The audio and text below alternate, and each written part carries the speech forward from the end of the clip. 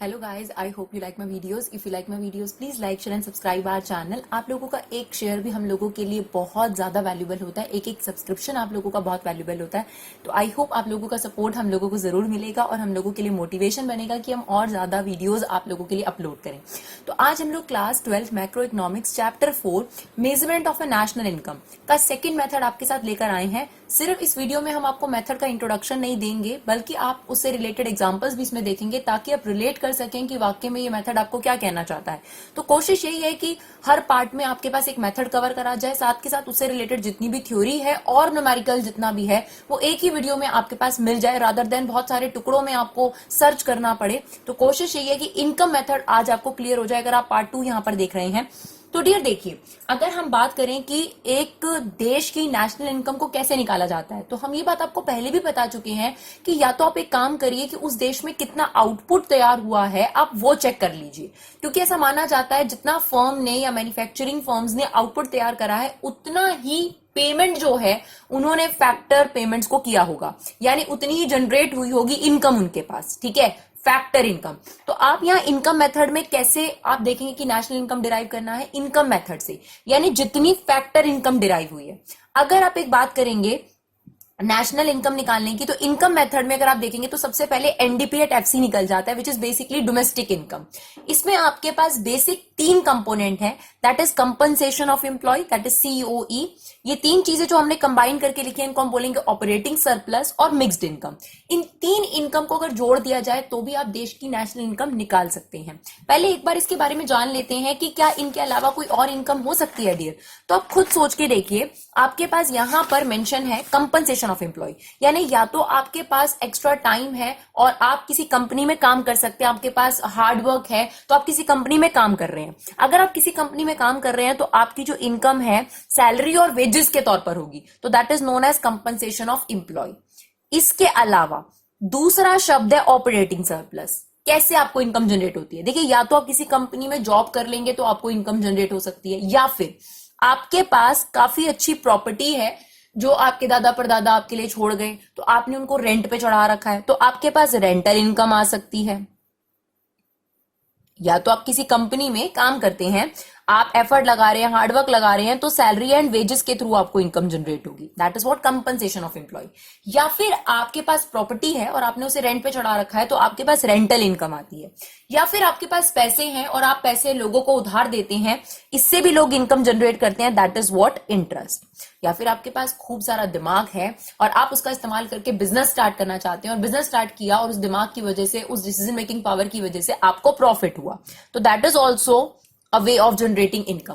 तो या तो आपके पास हार्डवर्क है लेकिन ना तो आपके पास पैसा है, ना आपके पास बहुत ज्यादा एक्स्ट्रा दिमाग है, ना प्रॉपर्टीज है, तो आप किसी और कंपनी में जॉब करते हैं तो आपके पास इनकम जनरेट होती है सैलरी एंड वेजेस। आपके पास बहुत सारी एक्स्ट्रा सरप्लस प्रॉपर्टी है, आपने उसे रेंट पे चढ़ा दिया, आपको रेंटल इनकम मिल रही है। आपके पास सरप्लस मनी है। सरप्लस क्यों बोला गया, क्योंकि अगर आपके खुद के लिए आपके पास एक प्रॉपर्टी है, एक घर है, तो आप उसे थोड़ा ना रेंट पे चढ़ा देंगे। हाँ, आपके पास रहने के लिए प्रॉपर्टी है, इसके अलावा आपके पास प्रॉपर्टी है तो उसे रेंट पे चढ़ाएंगे। आपके पास जितना पैसा आपको जरूरी है वो तो आपके पास है ही, उसके अलावा एक्स्ट्रा है तो आपने मार्केट में उसे इंटरेस्ट पे चढ़ा दिया और आपकी जो सरप्लस आपके पास एसेट थी उससे आपके पास इनकम जनरेट हो गई। आपके पास कुछ एक्स्ट्रा दिमाग है, क्योंकि ऐसा माना जाता है कि बिजनेसमैन बहुत इंटेलिजेंस नीड करते हैं, रिस्क टेकिंग पावर्स होनी चाहिए उसके अंदर। तो ऐसा समझाने के लिए हम लोग आपको बता रहे हैं कि आप अगर वो इंटेलिजेंस लगाते हैं तो आपके पास जो इनकम जनरेट होती है दैट इज व्हाट प्रॉफिट। तो या तो आप किसी कंपनी में काम कर रहे हैं, या अपनी प्रॉपर्टी रेंट पर दे रहे हैं, या आप अपने पैसे उधार दे रहे हैं, या फिर आप प्रॉफिट अर्न कर रहे हैं।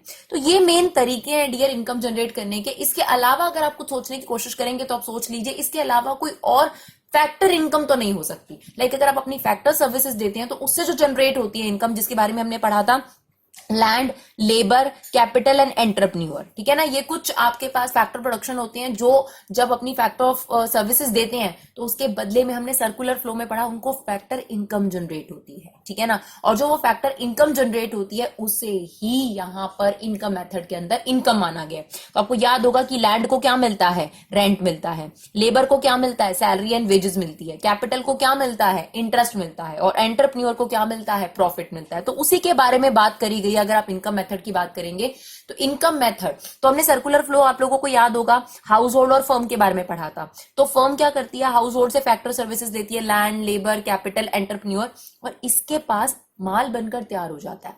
ठीक है, जो माल बनकर इसके पास तैयार होता है, या तो आप उन गुड्स एंड सर्विसेज की फाइनल वैल्यू निकाल लो, that is value added method, या फिर इस फर्म ने जितनी भी इसके पास पेमेंट थी सारी हाउस होल्ड को रेंट, इंटरेस्ट, वेजेस और प्रॉफिट के तौर पे कर दी।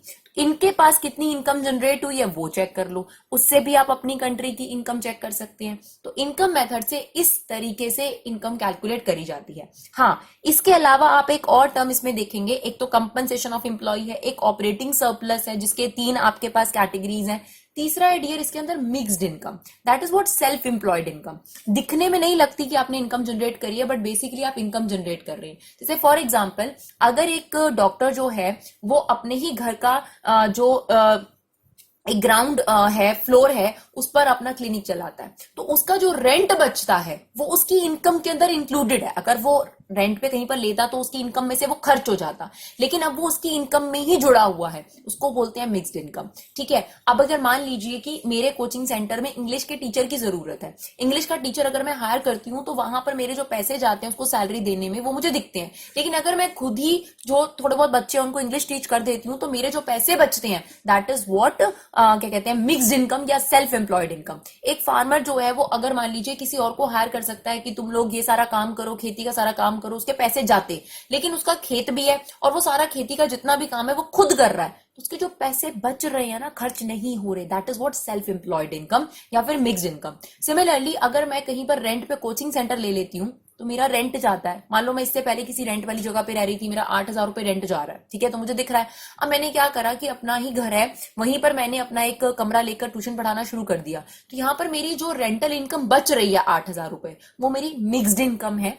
पहले इसको काउंट नहीं करा जाता था, बट अब इसे नेशनल इनकम के अंदर काउंट किया जाने लगा है। तो these are the 3 type of head. जब आप इनको कंबाइन करते हैं तो आपके पास एनडीपीएट एफसी आ जाता है, जो कि आपको नेशनल इनकम निकालने में मदद करेगा, क्योंकि आपको पता है कि एनडीपीएट एफसी क्या होता है आपके पास, डोमेस्टिक इनकम, और डोमेस्टिक इनकम में सिर्फ एनएफआई अगर आप ऐड कर देंगे तो आपके पास नेशनल इनकम निकल कर आ जाएगी। ठीक है, अब एक एक करके इसके कंपोनेंट्स को डिटेल में पढ़ते हैं। 3 कंपोनेंट हमने आपको बताए, एक कंपनसेशन ऑफ एम्प्लॉय, एक ऑपरेटिंग सरप्लस और मिक्स्ड इनकम। इसको लेकर कोई बाइफिकेशन नहीं है, मिक्स्ड इनकम, ये आपको ज्यादातर एग्जाम में क्लियरली गिवन होगी। कंपनसेशन ऑफ एम्प्लॉय में क्या क्या चीजें आती है, यानी एक एम्प्लॉय जो अपने एम्प्लॉयर से क्या क्या ले सकता है, तो wages and salaries in cash, या तो उसको कैश में जैसे बोनस हो गया या फिर सैलरी हो गई या वेजेस हो गया या कमीशन हो गया, जो भी चीज उसको कैश में मिल रही है, that is wages and salaries in cash. इसके अलावा अपने एम्प्लॉयर से wages and salaries in kind भी मिलता है। काइंड मीन्स क्या होते हैं, पर्क्स, बेनिफिट्स, यानी अगर आपको फ्री कार दे देती है कंपनी, फ्री फोन दे देती है कंपनी, रहने के लिए घर दे देती है कंपनी, या आपको फ्री मेडिकल फैसिलिटीज दे देती है, तो ये जो चीजें हैं यहाँ पर आपको पैसे नहीं दिए जा रहे, यहाँ पर आपको फैसिलिटीज दी जा रही है, तो that is what in kind, यानी पर्क्यूजिट भी इनको बोलते हैं, पर्क्स इनको बोलते हैं, या बेनिफिट्स इनको बोलते हैं। जैसे 2 तरीके के पेरेंट्स होते हैं ना, एक पेरेंट्स कहते हैं जी ये लो आपकी पॉकेट मनी, इससे आप पैसा खर्च कर लो, ठीक है, कैश, और दूसरे टाइप के पेरेंट होते हैं जो आपको चाहिए वो हम चीज ला देंगे, तो वो होता है इन काइंड। कभी कभी आप बड़ी बड़ी कंपनीज की बात करोगे तो उसमें दोनों तरीके की फैसिलिटीज दी जाती है, आपको सैलरी वेजेस तो दी जाती है, लेकिन रहने के लिए घर, आने जाने के लिए कार, और आपके और बहुत सारी फैसिलिटीज आपको प्रोवाइड करी जाती हैं, वो सारी फैसिलिटीज इन काइंड कहलाती हैं, right, not in cash, that is in kind. तो ये भी कंपनसेशन ऑफ एम्प्लॉय का पार्ट है, यानी अगर आपको क्वेश्चन में कंपनसेशन ऑफ एम्प्लॉय दिया है फिर तो बाइफर्केशन ढूंढने की कोई जरूरत नहीं है, लेकिन अगर आपको ये सब अलग अलग दिए हुए हैं तो इनको जोड़कर आपको कंपनसेशन ऑफ एम्प्लॉय निकालना पड़ेगा। क्या, wages and salaries in cash, यानी कैश में जो मिल रहा है, wages and salaries in kind, यानी आपको फैसिलिटीज जो मिल रही हैं, and third one employers contribution. ध्यान से इस शब्द को देखना, इंप्लॉई का कॉन्ट्रीब्यूशन जो होता है वो खर्चा होता है, ठीक है, employers contribution to social security scheme, जैसे प्रोविडेंट फंड वगैरह होते हैं, उसमें क्या होता है, उसमें जो इंप्लॉयर होता है, इंप्लॉय से तो सैलरी का कुछ पोर्शन काट के उसमें रख ही लेता है, और इंप्लॉयर खुद भी उसमें वो पैसा लगाता है, कुछ पैसा, जैसे मान लीजिए 5,000 इंप्लॉय की सैलरी से कट गया और 5,000 खुद इंप्लॉयर भी उसके लिए प्रोविडेंट फंड में डाल रहा है। ये प्रोविडेंट फंड या सोशल सिक्योरिटी स्कीम्स क्या होती हैं डियर, यानी कल को अगर जो इंप्लॉय है वो जॉब करता है, अभी तो वो जॉब कर रहा है, अभी तो उसके पास एक फिक्स्ड अर्निंग है, लेकिन जब वो रिटायर हो जाएगा कल को, तो तब क्या होगा, तब वो अपना लाइवलीहुड कैसे चलाएगा, तो उस लाइवलीहुड को चलाने के लिए पेंशन, प्रोविडेंट फंड, ग्रेचुटी, इस तरीके की कुछ चीजें हैं डियर जो रिटायरमेंट बेनिफिट्स के तौर पर प्रोवाइड करी जाती हैं। ठीक है, ग्रेचुटी क्या होती है, आपके मन में सवाल सवाल उठेगा। तो ग्रेचुटी क्या होती है डियर, अगर आप किसी कंपनी को 5 साल से अबव जो है वो एक तरीके से सर्व कर दो, तो वहां पर एक रिवॉर्ड के तौर पर आपको ग्रेचुटी प्रोवाइड की जानी चाहिए, अगर आप 5 साल से ज्यादा सर्व कर देते हो उस कंपनी को, ठीक है। तो ग्रेचुटी या फिर पेंशन, ये सब आपको रिटायरमेंट बेनिफिट्स के तौर पर दिए जाते हैं कि कल को जब आप रिटायर हो जाओगे, आपके पास एक फिक्स्ड इनकम नहीं होगी, तब आप अपना लाइवलीहुड कैसे चलाओगे। तो यहां पर क्या है, जो इंप्लॉयर आपके लिए कंट्रीब्यूट कर रहा है अपार्ट फ्रॉम द सैलरी, आपको सैलरी तो दे रहा है, आपको फैसिलिटी भी दे रहा है, इसके अलावा आपके लिए सोशल सिक्योरिटी स्कीम में भी कंट्रीब्यूट कर रहा है आपके लिए, तो ये भी तो आपकी इनकम ही है एक तरीके से। तो ये भी आपकी कंपनसेशन ऑफ एम्प्लॉय का पार्ट बनता है, that is employer contribution to social security scheme, example provident fund, gratuity वगैरह। चलिए अब ऑपरेटिंग सरप्लस को भी ध्यान से समझ लेते हैं। तो ऑपरेटिंग सरप्लस में हमने आपको बताया कि ऑपरेटिंग सरप्लस में क्या क्या 3 चीजें आती हैं। देखिए, कंपनसेशन ऑफ एम्प्लॉय में ये 3 चीजें आ गई, wages and salaries in cash, wages and salaries in kind, और employer contribution to social security scheme, not employ, क्योंकि जो एम्प्लॉय खर्च कर रहा है वो तो खर्चा हुआ उसका, हमें क्या लिखनी है, इनकम, ठीक है। तो एम्प्लॉय को अगर कैश में कुछ मिल गया, एम्प्लॉय को अगर काइंड में यानी फैसिलिटीज मिल गई, और एम्प्लॉयर ने एम्प्लॉय के लिए सोशल सिक्योरिटी स्कीम में अगर कुछ फंड डाल दिया, तो वो भी एम्प्लॉय के लिए कंपनसेशन फ्रॉम एम्प्लॉयर ही है। इसके अलावा हमने ये 3 चीजें पढ़ी जो ऑपरेटिंग सरप्लस के अंदर आती है, इनकी डिटेल हमने आपको बताई, रेंट एंड रॉयल्टी, ठीक है, इंटरेस्ट और प्रॉफिट। ये रॉयल्टी क्या होता है डियर, कभी कभी आप किसी को लीजिंग राइट दे देते हो, किसी भी चीज के माइनिंग राइट दे देते हो, तो वहां जो आप उनको राइट बेचते हो, तो उस राइट के बदले में आपको इनकम जनरेट होती है। आपने उनको माइनिंग राइट दे दिया या फिर कुछ और राइट दे दिया, ठीक है, एक्सट्रैक्ट करने के लिए, तो उसके बदले में आप उनसे एक फिक्स्ड परसेंटेज मांग लेते हो कि आप ये इनकम दोगे, दैट इज व्हाट रॉयल्टी। एक और मैं आपको एग्जाम्पल देती हूँ रॉयल्टी का, जैसे फॉर एग्जाम्पल अगर एक ऑथर है, उसने बहुत अच्छी जो है मटीरियल लिखा पर्टिकुलर कोई भी चीज को लेकर, अब वो पब्लिश नहीं करता, पब्लिशर ही पब्लिश करेगा उसको, तो वो क्या करता है कि ये जो मैटर है उसके पास, वो पब्लिशिंग हाउस के पास जाता है और कहता है कि आप इसे पब्लिश करिए, और मैं आपको ये राइट देता हूं कि अगर आप ये पब्लिश करना चाहते हैं तो आप ये पब्लिश कर सकते हैं, इसकी जितनी मर्जी कॉपीज आप बनाइए और मार्केट में बेचिए, लेकिन आपका जो भी सेल्स होगा उसका 15% आप मुझे पे करेंगे। तो ये भी एक तरीके से इनकम जनरेट करने का तरीका होता है डियर, तो दैट इज व्हाट रॉयल्टी। तो जो ऑथर्स होते हैं उनके पास जो इनकम जनरेट होती है परसेंटेज में, तो that is an example of royalty. पर आप किसी को भी अगर आप कोई राइट सेल करते हैं तो उसके बदले में जो आपको इनकम जनरेट होती है, यहां पर क्या हुआ, ऑथर ने राइट सेल कर दिया कि तू इनकी कॉपी बना सकते हो, मेरी परमिशन है आपको कि आप इसकी कॉपी बनाओ और इसे बेचो। आप देखेंगे बुक के ऊपर ऑथर के साथ साथ पब्लिशिंग हाउस का भी बड़ा बड़ा नाम होता है, तो वहां पर जो इनकम जनरेट होती है that is known as royalty. तो किस किस तरीके से आप इनकम जनरेट कर सकते हैं, अगर हम लीगल इनकम की बात करें, हम फैक्टर इनकम की बात करें, यानी आपने कुछ मेहनत करके जो कमाया है, ठीक है। मैं उन इनकम की बात नहीं कर रही हूं डियर जो गिफ्ट मिल जाती हैं आपको या फिर आपको स्कॉलरशिप मिल गई, वो इनकम यहाँ इंक्लूड नहीं करी जाती है, अभी हम आपको बताएंगे भी। तो यहां पर उस इनकम का रोल है जिसकी वजह से कुछ प्रोडक्टिव एक्टिविटी हुई है, सिर्फ उन्हीं लोगों की इनकम को इसके अंदर इंक्लूड करा गया है, यानी हाउस होल्ड ने जो लैंड, लेबर, कैपिटल, एंटरप्रेन्योर, आपको पता है फैक्टर ऑफ प्रोडक्शन क्या है, उससे जनरेट होने वाली इनकम को ही इसका पार्ट माना गया है। तो ऑपरेटिंग सरप्लस अगर आपको डायरेक्ट दे रखा हो बहुत अच्छी बात है, नहीं दे रखा हो तो आपको रेंट और रॉयल्टी ढूंढना पड़ेगा, इंटरेस्ट ढूंढना पड़ेगा और प्रॉफिट ढूंढना पड़ेगा।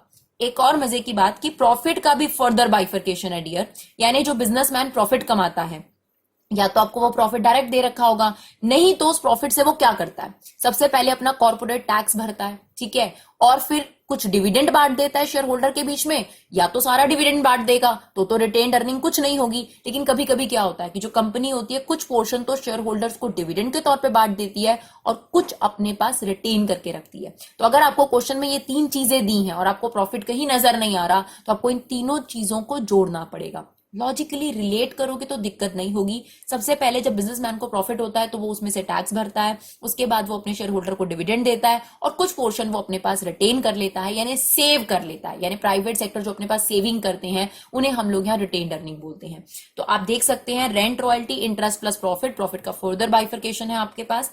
फिर लास्ट है mixed income, that is self employed income, यानी ऐसी इनकम जो आपको लग नहीं रहा कि आपने कमाई है बट स्टिल आपकी इनकम का पार्ट बन गई। जैसे अभी हमने आपको कहा कि अगर मैं कहीं पर कोचिंग सेंटर चलाती तो मेरा 8,000 रुपए रेंट चला जाता डियर, राइट। लेकिन अगर मैं अपने घर में ही ये चीज कर रही हूं तो मेरे 8,000 रुपए जो बच रहे हैं वो मेरी इनकम में मिक्स हो गए, मुझे दिख नहीं रहे कि मेरी कमाई है एक तरीके की, that is known as mixed income या सेल्फ एम्प्लॉयड इनकम, राइट।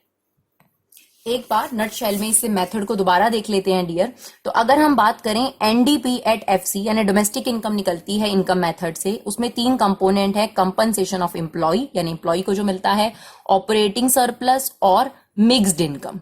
अब ध्यान से देखिएगा, कंपनसेशन ऑफ एम्प्लॉय में फर्दर इसी चीज को हम दोबारा लिख रहे हैं, क्या आएगा आपके पास, wages and salaries in cash plus wages and salaries in kind plus employers contribution to social security schemes, right? Plus अगर हम बात करें ऑपरेटिंग सरप्लस की तो उसमें आता है rent and royalty plus interest plus profit, जिसका फर्दर बाइफर्केशन है corporate tax plus dividend plus retained earning, right? ये आपके पास ऑपरेटिंग सरप्लस हो गया, प्लस लास्ट है आपके पास मिक्स्ड इनकम, जिसको हम बोलते हैं सेल्फ एम्प्लॉयड इनकम। और अगर आपको नेशनल इनकम निकालनी है, that is NNP at FC, that is NDP at FC, क्या फर्क है, डोमेस्टिक से नेशनल पे जाना है तो क्या करना पड़ेगा आपको, एनएफआईए इसमें ऐड करना पड़ेगा, that is net factor income from abroad, right? चलिए अब हम ये देख लेते हैं कि जब हम इस मेथड से डील करते हैं तो हमें किन प्रिकॉशंस को ध्यान में रखना है। ये बहुत इंपॉर्टेंट क्वेश्चन है डियर, थ्योरी में आता है आप लोगों के एग्जाम में कि कौन कौन सी ऐसी चीजें होती हैं जो इनकम मेथड में इंक्लूड नहीं होती या वैल्यू एडेड मेथड में। तो हमने वैल्यू एडेड मेथड में भी आपको बताया था कि क्या क्या चीजों को इंक्लूड नहीं करा जाता, जैसे कि इंटरमीडिएट कंजम्पशन को इंक्लूड नहीं करा जाता, क्यों, रीजन आपको आना चाहिए, ठीक है? इसके अलावा हमने बताया था sale of second hand goods को नहीं करा जाता उसके अंदर। तो अब ऐसे ही आपके पास इनकम मेथड की प्रिकॉशंस है, क्या है, पहला ट्रांसफर इनकम नॉट इंक्लूडेड। ये ट्रांसफर इनकम क्या होती है, ये यूनिलेटरल इनकम होती है डियर, आपने कुछ मेहनत करके नहीं लिया, ठीक है? आप, हम ये नहीं कह सकते मेहनत करके नहीं, बट आपने कोई फैक्टर सर्विसेज नहीं दी, ठीक है? आपने कोई फैक्टर सर्विसेज यहां प्रोवाइड नहीं करी, आपको उसके बदले में ये पेमेंट मिल गई, क्योंकि इनसे कोई प्रोडक्टिविटी इंक्लूडेड नहीं है, इसलिए इनको ट्रांसफर इनकम बोला जाता है। जैसे स्कॉलरशिप हो गया, ओल्ड एज पेंशन हो गया, विडो पेंशन हो गया, या गिफ्ट्स हो गए, तो यहां पर आपके पास दीज आर ट्रांसफर इनकम। 2 तरीके की इनकम होती है, इसके बारे में हमने आपको ऑलरेडी जो सेकंड चैप्टर है उसके अंदर बताया है कि what is the difference between factor income and transfer income. Please इस चैप्टर पर आने से पहले आपको वो 3 चैप्टर बहुत अच्छे तरीके से समझने हैं, तभी आप लोग इन चीजों को और अच्छे तरीके से रिलेट कर पाएंगे। तो ट्रांसफर इनकम को इंक्लूड नहीं करा जाता क्योंकि वो आपके पास बाइलेटरल नहीं होती, यूनिलेटरल होती है, मतलब आपने 2 तरफा काम नहीं करा, यानी सर्विसेज नहीं दी पर आपको फिर भी रिसीव हो गया। तो ओल्ड एज पेंशन आप लोगों को पता है, विडो पेंशन आप लोगों को पता है, इस तरीके के कुछ एग्जांपल हैं। स्कॉलरशिप आपके पास कुछ ऐसे एग्जांपल्स हैं जो आप लोगों को वैसे ही प्रोवाइड कर दिए जाते हैं without any productive services, thereby ये इनकम जो है वो नेशनल इनकम इंक्लूड नहीं करी जाती। इसके अलावा सेकंड पॉइंट हम पहले भी डिस्कस कर चुके हैं कि sale of second hand goods are not included, ये हमने वैल्यू एडिट में डिस्कस करा था। अब हम लिख रहे हैं income from sale of second hand goods are not included. क्यों? क्योंकि उनकी जो सेल परचेज थी, जिस ईयर में उनको प्रोड्यूस करा गया था, उस ईयर में उनको ऑलरेडी इंक्लूड कर लिया गया, कुछ न्यू प्रोडक्टिव नहीं हुआ, इसलिए उनको इंक्लूड नहीं करा जाता। इस साल क्या नया प्रोड्यूस हुआ या इस साल नया आउटपुट क्या हुआ, उसको हमें इंक्लूड करना होता है। बट एक चीज ध्यान रखनी है, इन सेकंड हैंड गुड्स को सेल करते वक्त अगर कोई भी ब्रोकरेज या कमीशन अर्न कर रहा है तो वो फर्स्ट टाइम है, वो फर्स्ट टाइम है इस बार के लिए। जब पहले अर्न करा था अलग बात है, अभी अलग अर्न कर रहा है तो उसको इंक्लूड किया जाता है नेशनल इनकम में। जैसे आप सेकंड हैंड गुड्स को सेल परचेज को इंक्लूड नहीं करते, सिमिलरली शेयर, बॉन्ड्स और डिबेंचर, इन्हें फाइनेंशियल एसेट बोला जाता है डियर, क्योंकि पैसे की टर्म्स हैं, पैसे की एसेट्स हैं ये, इनकी सेल परचेज को भी इंक्लूड नहीं करा जाता। आप कहेंगे ये क्यों नहीं इंक्लूड करी जाती, क्योंकि भी सेकंड हैंड हो गई डियर, क्योंकि जो फर्स्ट हैंड होता है उसमें इशू होता है, यानी कंपनी इशू करती है और इन्वेस्टर बाय करता है, यानी ये भी ऑलरेडी इंक्लूड की जा चुकी है जब ये इशू करे गए थे और पहले जो इन्वेस्टर था उसके द्वारा परचेज करे गए थे। बाद में जब investor to investor sale purchase हो रही है, ये सेकंड हैंड गुड्स हो गए आपके पास। अगर आप 12th क्लास की बीएसटी में फाइनेंशियल मार्केट चैप्टर पढ़ेंगे बीएसटी में, तो आपको और अच्छे तरीके से क्लियर हो जाएगा कि ये चीज सेल परचेज जो होती है सेकेंडरी मार्केट है, एक तरीके से सेकंड हैंड गुड्स हो गए आपके पास। फर्स्ट हैंड कब होते हैं, जब कंपनी इशू करती है, सेल नहीं बोलते उसको, और इन्वेस्टर बाय करता है, फिर इन्वेस्टर बाय कर रहा होता है, दूसरा इन्वेस्टर सेल कर रहा होता है, तो हम उसकी बात कर रहे हैं, वो सेकंड हैंड हो गया, उसको भी इंक्लूड नहीं किया जाता। सेम रीजन, जिस साल इसे इशू करा गया था उस साल उसको इंक्लूड कर लिया गया था और इसकी वजह से कोई भी गुड्स एंड सर्विसेज में प्रोडक्टिव एक्टिविटी फिलहाल के लिए नहीं हो रही। फोर्थ है विंडफॉल गेन्स को भी इंक्लूड नहीं करा जाता डियर नेशनल इनकम में, क्योंकि इनकी वजह से कोई प्रोडक्टिव एक्टिविटी नहीं होती, जैसे लॉटरी इनकम या फिर क्रॉसवर्ड पजल से आपको इनकम जनरेट हो गई, हॉर्स रेसेस से आपको इनकम जनरेट हो गई। These are not productive at all, thereby these incomes are not included in the national income. The fifth one, payment out of the past saving not included. तो अगर आप अपनी कोई past saving से कोई भी पेमेंट कर रहे हैं, इनकम जनरेट हो रही है, जैसे डेथ ड्यूटी है, गिफ्ट टैक्स है, इंटरेस्ट टैक्स है, इनको भी आपकी नेशनल इनकम में इंक्लूड नहीं करा जाता, क्योंकि जो आपकी पास्ट सेविंग है वो आपकी पुरानी इनकम में इंक्लूड कर ली गई होंगी, उससे आपने कुछ इनकम रखी है और उसमें से आप पेमेंट कर रहे हो, तो वो भी नेशनल इनकम का पार्ट नहीं बनता डियर। तो आई होप डियर ये इनकम मेथड क्या है और इनकम मेथड से हम कैसे जो है नेशनल इनकम निकाल रहे हैं। आप सर्कुलर फ्लो को याद रखिए, अगर आप सर्कुलर फ्लो को याद रखेंगे तो आप तीनों मेथड को लिंक कर सकेंगे कि जो फर्म है उसके पास जो पैसे होते हैं वो उतने पैसे इनको पे कर देती है, ठीक है ना, इनके पास फैक्टर इनकम जनरेट हो जाती है और इनके पास गुड्स एंड सर्विसेज बनकर तैयार हो जाते हैं। तो या तो आप गुड्स एंड सर्विसेज की वैल्यू निकाल लो, उससे आप देश की इनकम जनरेट कर लोगे कि कितनी इनकम जनरेट हुई है, क्योंकि जितना पैसा इनके पास था वो यहां चला गया, तो आपके पास नेशनल इनकम आ जाएगी। या फिर फर्म ने सारा पैसा हाउस होल्ड को प्रोवाइड कर दिया फैक्टर इनकम के तौर पर, आप उसको टोटल कर लीजिए, आपको क्या पता चल जाएगा कि देश की नेशनल इनकम क्या है। या फिर हाउस होल्ड कितना कितना कंजम्पशन पर खर्च करेगा वो सारा जोड़ लीजिए, उससे भी आपको क्या पता चल जाएगा कि देश की नेशनल इनकम कितनी है। तो अब हम इससे रिलेटेड न्यूमेरिकल्स करते हैं ताकि हमें और अच्छे तरीके से क्लियर हो जाए। फिलहाल बस आपने ये फॉर्मूला पहले याद कर लेना है पॉज करके वीडियो को, उसके बाद ही न्यूमेरिकल देखना है ताकि आपको समझ में आए कि एनडीपी एट एफसी निकलता है, compensation of employee, operating surplus, mixed income. ठीक है, दिमाग में ये तीन चीजें याद रखनी है। अगर ये तीन चीजें मिल रही हैं तो इनकी डिटेल में जाने की जरूरत नहीं है, लेकिन अगर कंपनसेशन ऑफ एम्प्लॉय नहीं मिल रहा तो इन तीन चीजों को प्लस करके आपके पास कंपनसेशन ऑफ एम्प्लॉय मिलेगा। अगर ऑपरेटिंग सरप्लस नहीं मिल रहा तो इन तीन चीजों को ढूंढना पड़ेगा, अगर प्रॉफिट नहीं मिल रहा तो इन तीन चीजों को प्लस करना पड़ेगा, और मिक्स्ड इनकम तो आपको मोस्ट प्रॉब्ली डायरेक्ट गिवन होगी, राइट। ठीक है, चलिए अब इसके न्यूमेरिकल्स देख लेते हैं हम लोग। चलिए देखते हैं इससे रिलेटेड न्यूमेरिकल हमारे पास, इनकम मेथड से रिलेटेड न्यूमेरिकल। आपको क्वेश्चन में गिवन है dear rent 400 crore, royalty 200 crore, interest 500 crore, compensation of employee 1000 crore, profit 500 crore, mixed income 1000 crore. आपसे कहता है एनडीपी एट एफसी निकाल दो। तो आपको पता है कि बाय इनकम मेथड हमारे पास डायरेक्टली क्या निकलता है, एनडीपी एट एफसी। तो फटाफट से निकाल देते हैं NDP at FC, that is what, अपना फॉर्मूला लिखे सबसे पहले, compensation of employee, operating surplus and mixed income. अब कंपनसेशन ऑफ एम्प्लॉय ढूंढने की कोशिश कीजिए, तो वो हमें डायरेक्ट दे रखा है 1000 करोड़, तो हमें इसकी बाइफर्केशन की जरूरत नहीं है।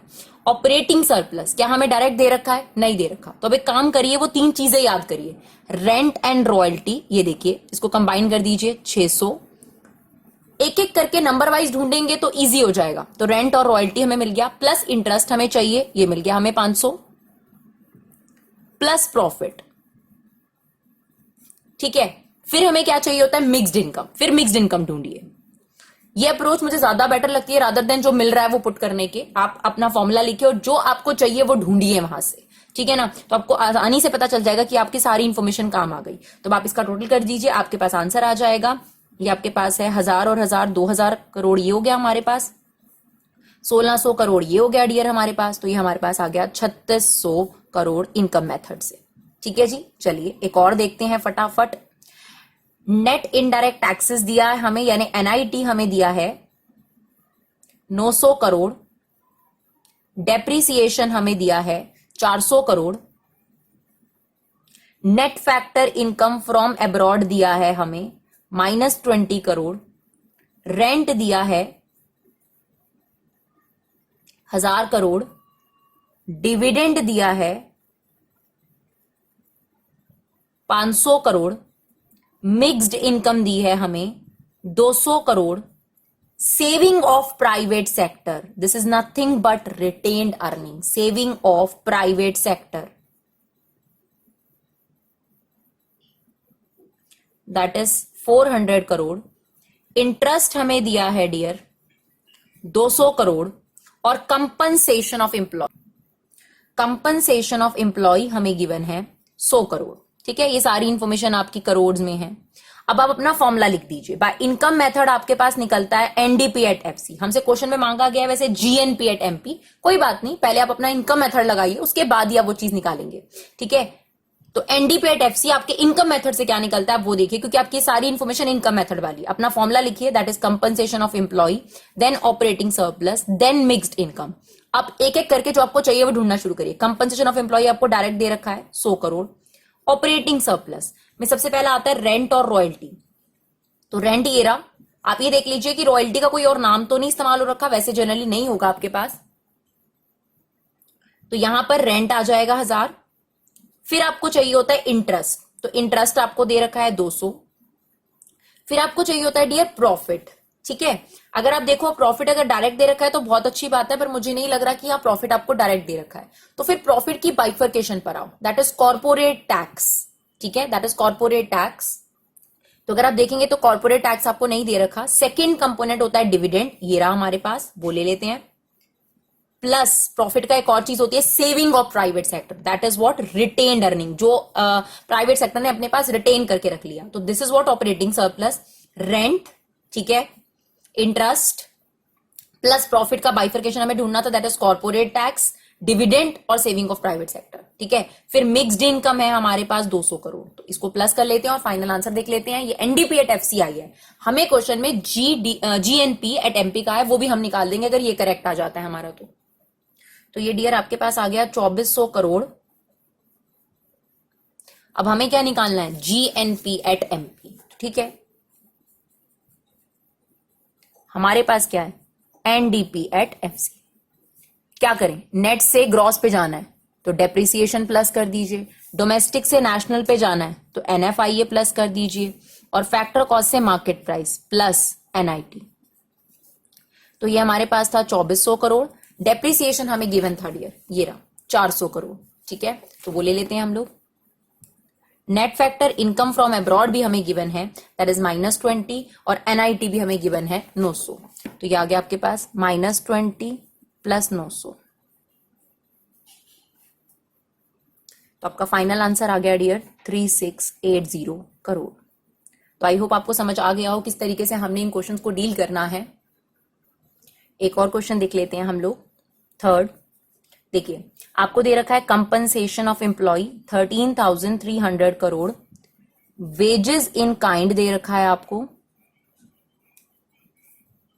200 करोड़, इनडायरेक्ट टैक्सेस आपको दे रहा है 3800 crore, gross domestic fix capital formation, ये वर्ड तो हमने अभी तक सुना ही नहीं है, ग्रॉस डोमेस्टिक, तो आपको कंफ्यूज करने के लिए दे रहा है सिर्फ fix capital formation,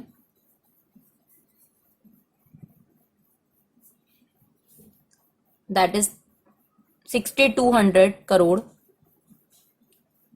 operating surplus आपको दे दिया गया 5000 करोड़, मिक्स्ड इनकम आपको दे दी गई 16100 crore, net factor income from abroad आपको गिवन है 300 करोड़, और नेट एक्सपोर्ट गिवन है, इसका भी हमने अभी तक कोई यूज नहीं पढ़ा, तो सिर्फ कंफ्यूज करने के लिए डियर। अगर आप ब्रैकेट में डालते हो तो इसका मतलब नेगेटिव होता है। आपसे कहा गया है नेशनल इनकम निकालिए। अब नेशनल इनकम का मतलब क्या होता है कि आपको एनएनपी एट एफसी निकालना है। आपको पता है इनकम मेथड से पहले क्या निकलता है, तो बाय इनकम मेथड